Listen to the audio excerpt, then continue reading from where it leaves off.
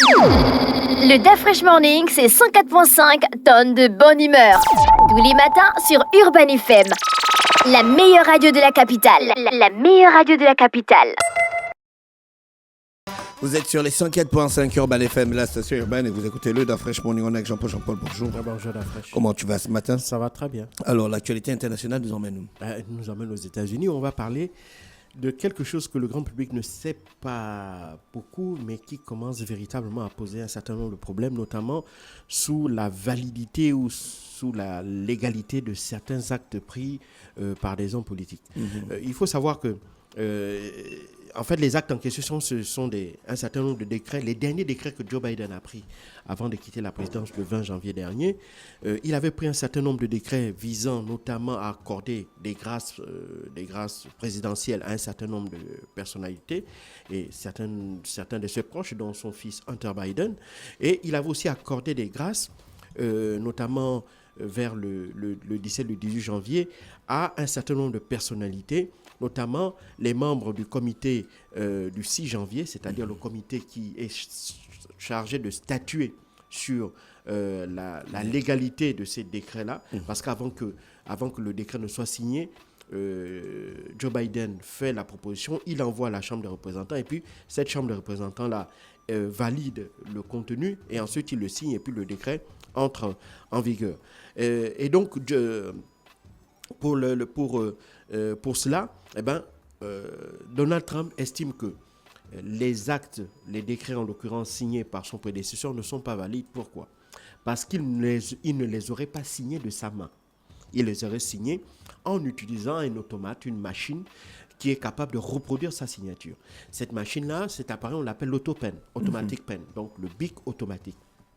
C'est un appareil dans lequel c'est un appareil qui permet de reproduire la signature d'une personne. Alors, pourquoi est-ce que justement Joe Biden ou les présidents, parce que Joe Biden n'est pas le premier à avoir utilisé l'autopen, plein de personnalités utilisent l'autopen. Pourquoi? En raison parfois de la charge de travail. Vous savez, un président, il doit signer chaque jour des dizaines et des dizaines de documents. Et donc, parfois, soit il n'est pas disponible, soit il n'est pas en capacité de le faire pour une raison ou pour une autre. Soit il n'est pas disponible en général, soit il est occupé ailleurs. Et donc, c'est là où, évidemment, on utilise cette machine-là. Mais au départ, ce n'était pas pour signer des documents légaux, pas des textes de loi en fait. Ce n'était pas fait pour signer des textes de loi.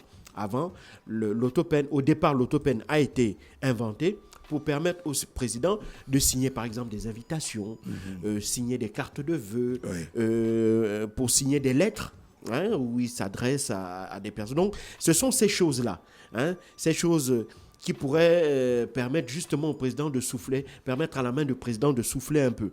Et donc, malheureusement, on a élargi dans la pratique l'utilisation de l'autopen jusqu'en 2005, où le ministre de la Justice de l'époque avait donc dit qu'on pouvait également utiliser l'autopen pour signer un texte de loi, pour signer un décret.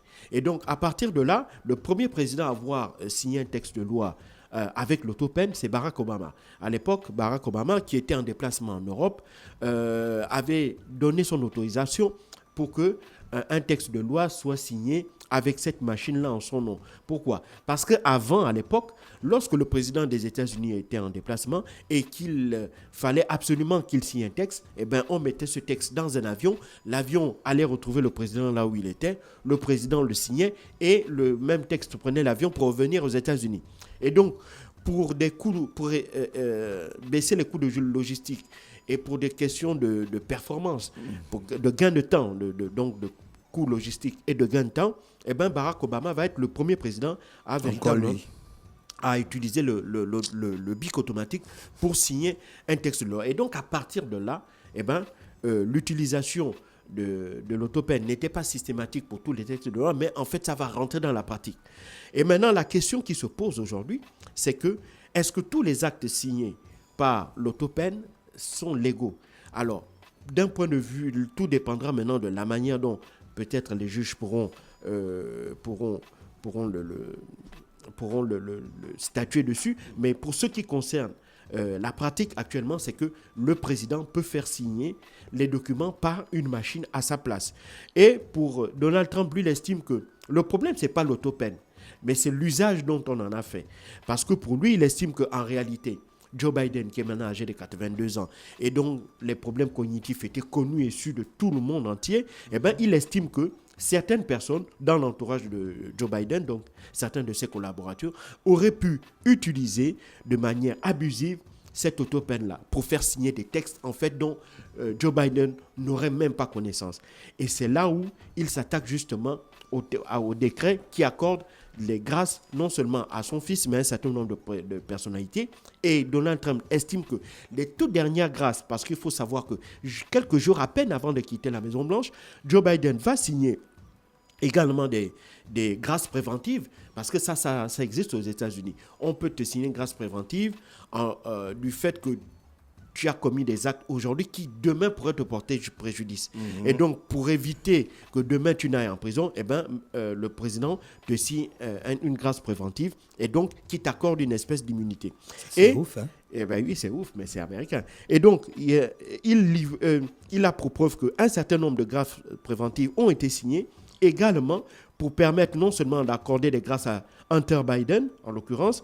Il faut savoir que pour accorder des grâces à une personnalité, comme je l'ai dit, le texte va d'abord à la Chambre des représentants où il y a un comité, dit comité du 6 janvier, qui statue sur le fait que le président, que sur la légalité ou sur la validité de l'acte en lui-même qui accorde la grâce. Et une fois que le comité du 6 janvier donne son accord, eh ben, le président signe et puis l'acte entre en vigueur. Et donc pour Donald Trump, ceux qui ont permis que Joe Biden offre la grâce présidentielle à son fils, c'est-à-dire les anciens membres qui étaient les anciens membres de ce comité du 6 janvier, notamment le représentant du Mississippi, Bernie Thompson, et Liz Cheney, qui est la représentante du Wyoming et qui est la fille de Dick Cheney, hein, l'ancien vice-président sous George W. Bush, et qui était devenue la bête noire de de Donald Trump, puisqu'elle avait fait campagne en 2024 pour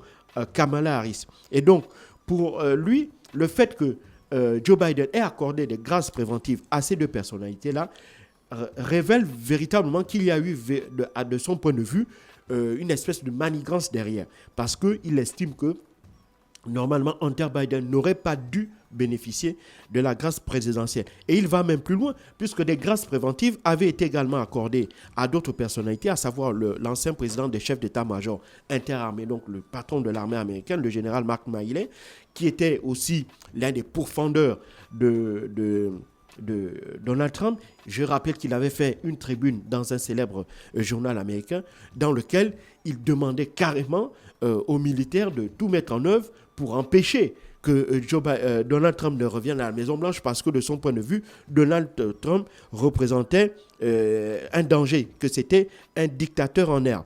Et puis une autre personnalité aussi qui a bénéficié d'une grâce préventive, c'est le docteur Anthony Fauci. Eh ben, le docteur Anthony Fauci, c'était le conseiller médical en chef de Joe Biden, même si ce dernier a pris sa retraite en 2022.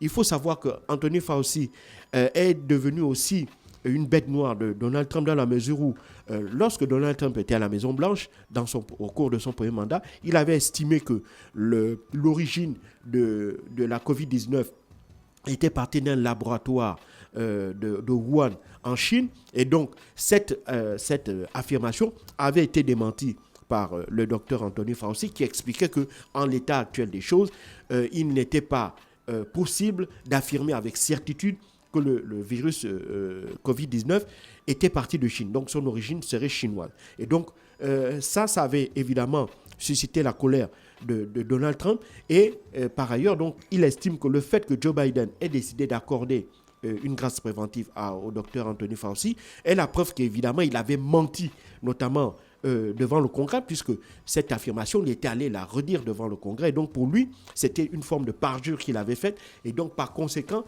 cette grâce préventive qu'on lui avait accordée était bel et bien la preuve qu'il fallait protéger le docteur Anthony Fauci. Donc, pour Donald Trump, ces grâces préventives-là sont la preuve que, il y a eu une espèce de complot.